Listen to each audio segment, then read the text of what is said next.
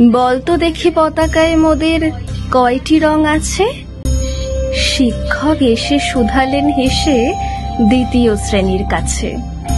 একসাথে মিলে সব ছেলে বলে চিৎকার করে জোরে, 3টি বর্ণ রয়েছে রাঙানো জাতীয় পতাকা জুড়ে।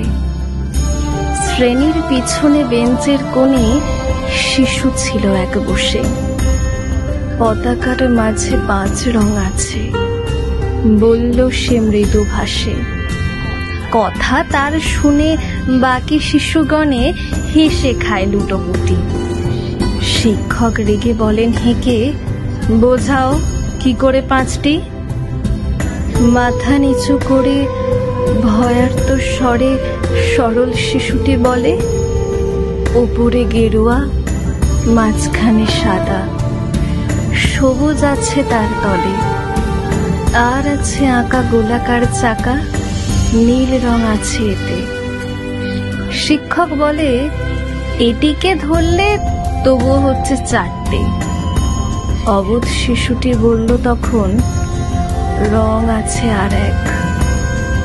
লাল লাল ছোপ দাগ দেখা যায় ওই পতাকার মাঝে।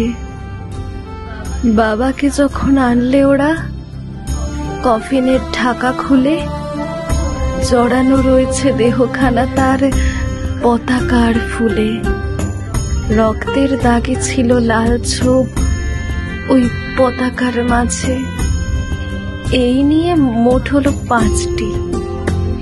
এবার তো ঠিক আছে। সরল শিশুটির জবাবখানি কাঁপিয়ে দিল বুক। অশ্রু এলো নয়ন ভরে, শুকনো হলো মুখ। আজও যারা দেশের জন্য করেছে বলিদান, স্বাধীনতার শহীদ সম তাদের অমর প্রাণ। হয়েছি স্বাধীন, পেরিয়ে গেছে 76টি বছর। দেশ বাঁচাতে যাচ্ছে যে প্রাণ, রাখছে কি তার খবর?